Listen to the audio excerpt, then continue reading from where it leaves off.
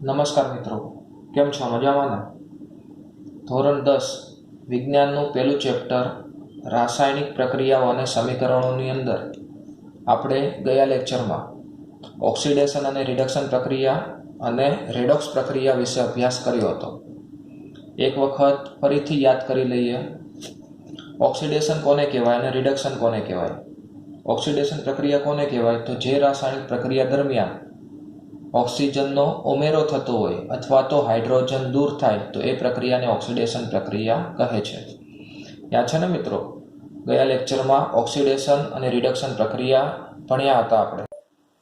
ઓક્સિડેશનની વ્યાખ્યામાં તમને એવું કીધું હતું કે જે રાસાયણિક પ્રક્રિયા દરમિયાન પદાર્થ ઓક્સિજન મેળવે અથવા તો હાઇડ્રોજન ગુમાવે.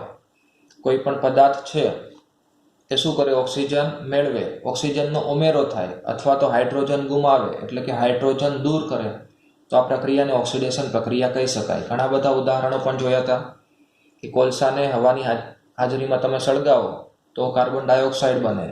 અહીંયા કાર્બન હતું, કાર્બનની અંદર ઓક્સિજન ઉમેરાય છે એટલે ઓક્સિડેશન પ્રક્રિયા. એ રીતે મેગ્નેશિયમની અંદર ઓક્સિજન ઉમેરાય તો મેગ્નેશિયમ ઓક્સાઇડ બને, તો એ પણ ઓક્સિડેશન પ્રક્રિયા થાય. એના પછી રિડક્શન પ્રક્રિયા વિશે પણ જોયું હતું. તો રિડક્શન પ્રક્રિયા કોને કહેવાય મિત્રો? તો જે રાસાયણિક પ્રક્રિયા દરમિયાન પદાર્થ ઓક્સિજન ગુમાવે અથવા તો હાઇડ્રોજન મેળવે. ઓક્સિડેશન પ્રક્રિયા હતી એના કરતાં એકદમ વિરોધી પ્રક્રિયા થાય. ઓક્સિડેશન પ્રક્રિયામાં ઓક્સિજન ઉમેરાય અથવા હાઇડ્રોજન દૂર થાય. અને રિડક્શન પ્રક્રિયામાં શું થાય? તો હાઇડ્રોજન ઉમેરાય અથવા તો ઓક્સિજન દૂર થાય. એટલે જે રાસાયણિક પ્રક્રિયા દરમિયાન પદાર્થ ઓક્સિજન ગુમાવે છે એટલે કે ઓક્સિજન દૂર થાય છે અથવા હાઇડ્રોજન મેળવે છે એટલે કે હાઇડ્રોજન ઉમેરાય છે તો તે પ્રક્રિયાને રિડક્શન પ્રક્રિયા કહી શકાય. ઉદાહરણો પણ જોયા હતા. અહીંયા કોપર ઓક્સાઇડ છે, એના પર હાઇડ્રોજન વાયુ તમે પસાર કરો તો કોપર ઓક્સાઇડનું કોપરમાં રૂપાંતર થાય છે. એટલે કોપર ઓક્સાઇડમાંથી કોપર બને છે એટલે કે ઓક્સિજન વાયુ દૂર થાય છે. ઓક્સિજન દૂર થાય તો કઈ ક્રિયા થાય? રિડક્શન પ્રક્રિયા થશે. એવી રીતે બીજું ઉદાહરણ છે, કાર્બન ડાયોક્સાઇડ પર હાઇડ્રોજન વાયુ તમે પસાર કરો તો કાર્બન ડાયોક્સાઇડ છે એમાંથી કાર્બન મોનોક્સાઇડ બને છે. એટલે કે અહીંયા ઓક્સિજનના 2 પરમાણુ હતા પણ કાર્બન મોનોક્સાઇડમાં ઓક્સિજનનો 1 પરમાણુ છે. તો આ પ્રક્રિયામાં પણ ઓક્સિજન દૂર થાય છે અને ઓક્સિજન દૂર થાય તો આ પ્રક્રિયાને કઈ કહેવાય? રિડક્શન પ્રક્રિયા. એના પછી રેડોક્સ પ્રક્રિયા વિશે પણ આપણે જોયું હતું. રેડોક્સ કોને કહેવાય? તો જે રાસાયણિક પ્રક્રિયામાં ઓક્સિડેશન અને રિડક્શન બંને પ્રક્રિયાઓ એક સાથે થતી હોય તો આવી પ્રક્રિયાને રેડોક્સ પ્રક્રિયા કહે છે. આનો અર્થ એ થયો મિત્રો કે તમને પ્રક્રિયક આપેલા હોય, 2 પ્રક્રિયક આપેલા હોય તો 2 પ્રક્રિયકમાંથી એક પ્રક્રિયકનું ઓક્સિડેશન થતું હોય અને બીજા પ્રક્રિયકનું રિડક્શન થતું હોય. એટલે ઓક્સિડેશન પણ થાય અને રિડક્શન પણ થાય તો આવી પ્રક્રિયાને રેડોક્સ પ્રક્રિયા કહી શકાય.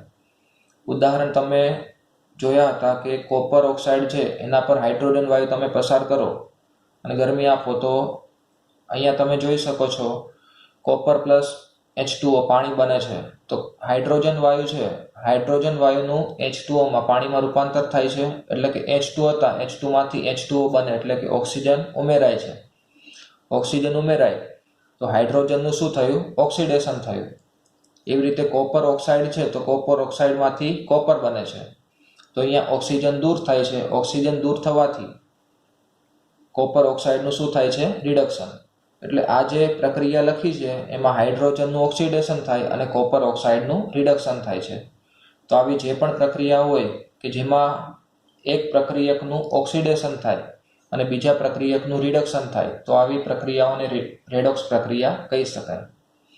ખબર પડી મિત્રો રેડોક્સ પ્રક્રિયા કોને કહેવાય? આ પરીક્ષા માટે ખૂબ જ IMP પ્રશ્ન છે. રેડોક્સ પ્રક્રિયા કે જે રાસાયણિક પ્રક્રિયામાં એક પ્રક્રિયકનું ઓક્સિડેશન થાય અને બીજા પ્રક્રિયકનું રિડક્શન થાય, અથવા તો જે રાસાયણિક પ્રક્રિયામાં ઓક્સિડેશન અને રિડક્શન બંને પ્રક્રિયાઓ એક સાથે થતી હોય તો એવી પ્રક્રિયાને રેડોક્સ પ્રક્રિયા કહી શકાય. હવે આગળ ચેપ્ટરની શરૂઆત કરીએ મિત્રો. આગળનો પ્રશ્ન છે કે ટૂંકનોંધ લખો. ક્ષારણ વિશે તમારે ટૂંકનોંધ લખવાની છે. ક્ષારણ કોને કહેવાય? તો ક્ષારણ એટલે કે કોઈ પણ ધાતુ હોય એનું કટાવું. કોઈ પણ ધાતુને તમે ભેજવાળા વાતાવરણમાં ખુલ્લી રાખો તો તમને ખબર છે કોઈ પણ ધાતુ હોય લાંબા સમય બાદ એના પર કાટ લાગે છે.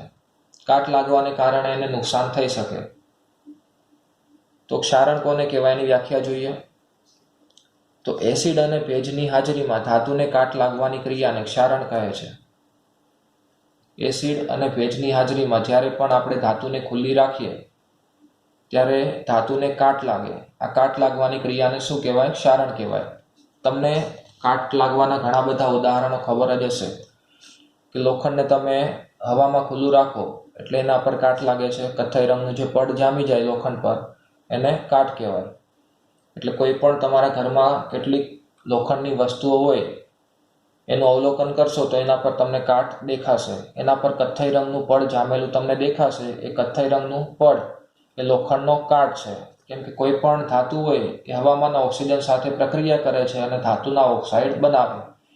કાટ એ એક રીતે ધાતુના ઓક્સાઇડ પણ કહી શકાય. લોખંડ છે Fe, તો એના પર કાટ લાગે તો એને આયન ઓક્સાઇડ કહેવાય. Fe2O3 ion oxide. એવી રીતે ચાંદી છે તો ચાંદીના ઘરેણા હોય એને પણ તમે ઘણો લાંબો સમય રાખી મૂકો, ઘણો લાંબો સમય તમે પહેરી રાખો તો એના પર પણ તમને કાળા રંગનું પડ તમને જોવા મળે છે.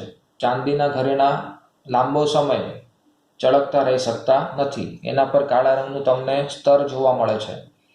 તો ચાંદી પર જે કાળા રંગનું સ્તર જોવા મળે છે એ ચાંદીનો કાટ કહી શકાય. એવી રીતે તાંબાના કે પિત્તળના વાસણો તમે જોયા હોય એને પણ ઘણા લાંબો સમય બાદ એના પર લીલા રંગનો ક્ષાર બાજે છે. આ બધા તમને ક્ષારણના ઉદાહરણ કીધા કે લોખંડને કાટ લાગે છે, ચાંદી પર કાળા રંગનું સ્તર બાજે છે, તાંબા કે પિત્તળના જે વાસણો હોય એને લાંબો સમય બાદ તેના પર પણ લીલા રંગનો ક્ષાર બાજે, લીલા રંગનું તમને પડ જોવા મળે છે. હવે ક્ષારણ થવાનું કારણ શું, કેમ થાય? તો જ્યારે ધાતુ તેની આસપાસના પદાર્થો જેવા કે ભેજ અને એસિડના સંપર્કમાં આવે છે ત્યારે તેનું ક્ષયન થાય છે. તે પ્રક્રિયાને ક્ષારણ કહે છે. જ્યારે મિત્રો કોઈ પણ ધાતુ હોય એ ધાતુ ભેજના સંપર્કમાં આવે અથવા તો એસિડના સંપર્કમાં આવે ત્યારે તેનું ક્ષયન થાય. ક્ષયન એટલે કે એનું કટાવાનું ચાલુ થાય છે. ધાતુને કાટ લાગવાનો ચાલુ થાય છે. કાટ લાગવાનો ચાલુ થાય તો આ ક્રિયાને શું કહેવાય? ક્ષારણ કહે છે. ક્ષારણને કારણે જે ધાતુની વસ્તુઓ હોય એને ઘણું બધું નુકસાન થઈ શકે. ક્ષારણને કારણે લોખંડમાંથી બનેલી જે વસ્તુઓ છે, આપણે ઘણી બધી વસ્તુઓ લોખંડમાંથી બનેલી હોય છે કે કારના ભાગો હોય, પુલ હોય, જહાજ હોય. આ બધી વસ્તુઓ બનાવવા માટે આપણે લોખંડનો અથવા તો બીજી ધાતુનો ઉપયોગ કરીએ છીએ. તો લોખંડમાંથી કે બીજી ધાતુમાંથી બનેલી આ બધી જે વસ્તુઓ છે, કારના ભાગ હોય, પુલ હોય, જહાજ હોય, એ બધાને નુકસાન થવાની શક્યતા રહેલી છે. કેમ કે કાટ લાગવાથી ધાતુ પોતાની મજબૂતાઈ ગુમાવે છે. લોખંડ પર કાટ લાગે તો લોખંડ એ પહેલાં જેટલું મજબૂત રહી શકતો નથી અને કાટ લાગવાને કારણે એ નબળું પડે છે, જેથી થોડા થોડા સમય બાદ આપણે એ ભાગોને બદલવાની જરૂરિયાત ઊભી થાય છે. કેમ કે આપણે ના બદલીએ તો ગમે ત્યારે ભાગો તૂટી શકવાની શક્યતા છે અને ભાગો તૂટવાને કારણે આપણને નુકસાન પણ થઈ શકે. ખબર પડી મિત્રો કે ધાતુ પર કાટ લાગવાનો ક્યારે શરૂ થાય? તો કોઈ પણ ધાતુ જ્યારે ભેજ અથવા તો એસિડના સંપર્કમાં આવે ત્યારે તેનું ક્ષયન એટલે કે કાટ લાગવાનું ચાલુ થાય છે. અને કાટ લાગવાનું ચાલુ થાય તો આ ક્રિયાને શું કહેવાય? ક્ષારણ કહેવાય. અને ક્ષારણને કારણે લોખંડ હોય કે બીજી ધાતુ હોય તેમાંથી બનાવેલી જે વસ્તુઓ છે એને ઘણું બધું નુકસાન થઈ શકે. હવે ધાતુનું ક્ષારણ અટકાવવા માટેના કેટલાક ઉપાયો જોઈએ. કાટ ના લાગે એના માટે આપણે કયા કયા ઉપાયો કરી શકીએ? તો તમે આસપાસ જોયું જ હશે, ઘરની અંદર કે આજુબાજુના વિસ્તારમાં જોયું હશે કે જે પણ લોખંડની અથવા તો ધાતુની વસ્તુ હશે એના પર રંગ કરેલો હશે. ધાતુની વસ્તુ પર આપણે રંગ કરી લઈએ તો ધાતુ એ હવામાંના ભેજના સંપર્કમાં આવતી નથી અને ભેજના સંપર્કમાં ન આવે તો એના પર કાટ લાગતો નથી. એટલે લોખંડ પર કાટ લાગતો અટકાવવા માટે તેના પર રંગ કરવામાં આવે છે. કોઈ પણ ધાતુ હોય, લોખંડ અથવા તો બીજી કોઈ પણ ધાતુ, એના પર કાટ ના લાગે એટલા માટે આપણે શું કરીએ? એના પર રંગ કરીએ, કલર કરી દઈએ તો એ ધાતુ હવામાંના ભેજ કે એસિડના સંપર્કમાં આવતી નથી અને એના પર કાટ લાગતો નથી. લાંબો સમય આપણે એને ટકાવી શકીએ છીએ. એટલે કોઈ પણ કારના ભાગો જોઈ લો અથવા તો આપણા ઘરની અંદર બારીની કોઈ પણ ગ્રીલ હોય કે લોખંડની બીજી કોઈ પણ વસ્તુ હોય એનું તમે અવલોકન કરશો તો એના પર રંગ કરેલો હશે. રંગ કરવાથી કાટ નહીં લાગે અને એનું આયુષ્ય વધી જશે. લાંબો સમય આપણે એનો ઉપયોગ કરી શકીશું. એટલે આ પહેલો ઉપાય તમને કીધો કે ધાતુની સપાટી પર રંગ કરવો. બીજો ઉપાય કે કોઈ પણ ધાતુ હોય તો એના કરતાં વધારે સક્રિય ધાતુનું તમે એના પર પડ ચડાવી દો તો પણ એને કાટ લાગશે નહીં. કેમ કે વધારે સક્રિય ધાતુનું પડ ચડાવેલું હોય તો એ વધારે સક્રિય ધાતુ છે એને કાટ લાગશે, પણ અંદર જે ધાતુ હોય ઓછી સક્રિય ધાતુ એ સુરક્ષિત રહેશે, એને કાટ લાગશે નહીં. એવું જ એક ઉદાહરણ છે કે લોખંડની વસ્તુઓ હોય તો લોખંડ કરતાં વધારે સક્રિય ધાતુ છે ઝીંક. તમે લોખંડની કોઈ પણ વસ્તુ પર ઝીંક ધાતુનું પડ ચડાવી દો તો ઝીંક એ લોખંડ કરતાં વધારે સક્રિય હોવાથી ઝીંકનું ક્ષયન થશે, એટલે ઝીંક ધાતુ પર કાટ લાગશે પણ અંદર જે લોખંડ ધાતુ છે એના પર કાટ લાગશે નહીં. લોખંડ એમનેમ ઘણા સમય સુધી સારી રીતે રહેશે. હવે લોખંડની સપાટી પર ઝીંકનું પડ ચડાવેલું હોય તો એવા લોખંડને ગેલ્વેનાઇઝ્ડ આયન કહે છે. શું કહેવાય મિત્રો? લોખંડની સપાટી પર ઝીંક ધાતુનું સ્તર ચડાવેલું હોય તો એવા લોખંડને ગેલ્વેનાઇઝ્ડ આયન કહે છે. અને આ જે પ્રક્રિયા છે તો એને ગેલ્વેનાઇઝેશન કહેવાય.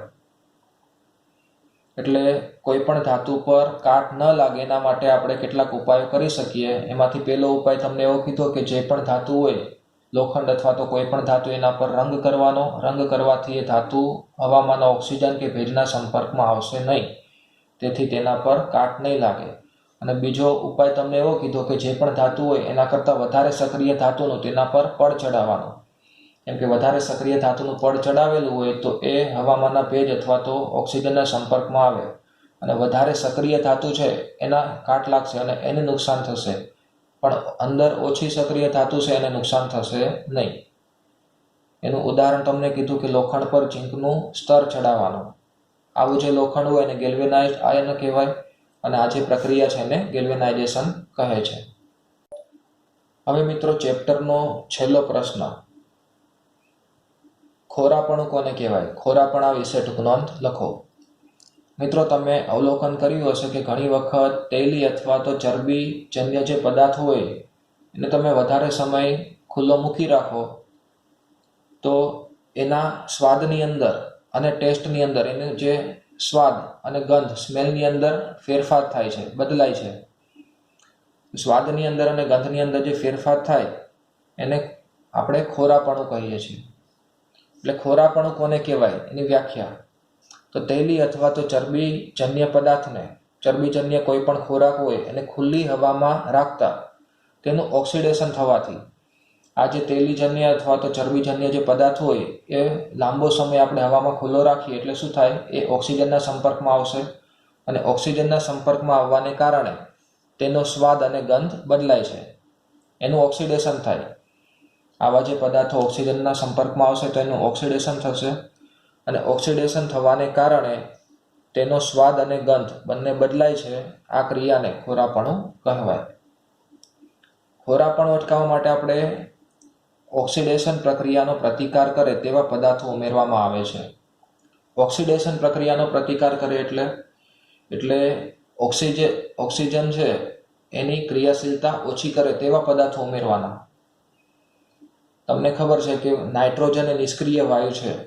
આપણે જે પણ તેલી અથવા તો ચરબીજન્ય પદાર્થો હોય એમાં નાઇટ્રોજન વાયુ ભરી દઈએ તો નાઇટ્રોજન વાયુ શું કરે? ઓક્સિજનની ક્રિયાશીલતા ઓછી કરે છે. ઓક્સિજનની ક્રિયાશીલતા ઓછી થાય તો આ બધા પદાર્થો બગડશે નહીં અને લાંબો સમય આપણે એને ટકાવી રાખીશું. એટલે કે ખોરાપણું અટકાવવા માટેનો ઉપાય કીધો છે તમને. ખોરાપણું આપણે અટકાવવું હોય તો એના માટે ઓક્સિડેશન પ્રક્રિયાનો પ્રતિકાર કરે તેવા પદાર્થો ઉમેરવામાં આવે. મેં તમને ઉદાહરણ આપ્યું કયા પદાર્થો ઓક્સિજનનો પ્રતિકાર કરે, ઓક્સિડેશન પ્રક્રિયાનો પ્રતિકાર કરે, તો નાઇટ્રોજન. તો આવા જે પદાર્થો એને એન્ટીઓક્સિડન્ટ પદાર્થ તરીકે ઓળખવામાં આવે છે. એન્ટીઓક્સિડન્ટ પદાર્થ કેમ કહેવાય? કેમ કે ઓક્સિડેશન પ્રક્રિયાનો પ્રતિકાર કરે છે, ઓક્સિજનની જે ક્રિયાશીલતા છે એને ઘટાડે એટલા માટે. આની સિવાય તમે આવા જે પદાર્થો હોય એને બંધ પાત્રમાં ભરી રાખો તો પણ એ ઓક્સિજનના સંપર્કમાં જલ્દી આવશે નહીં અને બંધ પાત્રમાં હોય તો એને વધારે લાંબો સમય સુધી તમે સાચવી શકો છો. એટલે આ ઉપરાંત ખોરાકને હવાચુસ્ત બંધ પાત્રમાં રાખવાથી તેનું ઓક્સિડેશન ધીમું થાય છે અને ખોરાપણું પણ અટકે છે. એટલે જે પણ તેલી અથવા તો ચરબીજન્ય પદાર્થ હોય એને તમે હવાચુસ્ત પાત્રમાં એટલે એકદમ બંધ પાત્રમાં તમે રાખી મૂકો તો એ ઓક્સિજનના સંપર્કમાં નહીં આવે, અને ઓક્સિજનના સંપર્કમાં ન આવે તો એ લાંબો સમય સુધી સાચવી શકાય છે, એનું ખોરાપણું અટકે. આગળ જોઈએ કે બટાકાની ચિપ્સ બનાવવાવાળા હોય તો એ ચિપ્સનું ઓક્સિડેશન થતું અટકાવવા માટે બેગમાં નાઇટ્રોજન જેવા નિષ્ક્રિય વાયુ કરે છે. આગળ મેં તમને કીધું એ રીતે કે તમારે ખોરાપણું અટકાવવું હોય તો ઓક્સિડેશન પ્રક્રિયાને ધીમી કરવી પડે. ઓક્સિડેશન પ્રક્રિયાને ધીમી કરવા માટે ઓક્સિડેશનનો પ્રતિકાર કરે, ઓક્સિજનની અસર ઘટાડે તેવા વાયુ એટલે કે નાઇટ્રોજન વાયુ છે એનો ઉપયોગ કરવામાં આવે છે. એટલા માટે બટાકાની ચિપ્સ બનાવવાવાળા છે એ ચિપ્સનું ઓક્સિડેશન થતું અટકાવવા માટે બેગની અંદર નાઇટ્રોજન વાયુ ભરે છે. કેમ કે નાઇટ્રોજન વાયુ નિષ્ક્રિય છે અને નાઇટ્રોજન વાયુ અંદર ભરેલો હોય તો ઓક્સિજનની કોઈ ક્રિયાશીલતા જોવા મળતી નથી, અને અંદર જે ચિપ્સ ભરેલી હોય એ ઘણા મહિનાઓ સુધી પણ આપણે એને સાચવી શકીએ છીએ. એનો ટેસ્ટ અથવા તો એની સ્મેલમાં કોઈ પણ ફેરફાર જોવા મળતો નથી.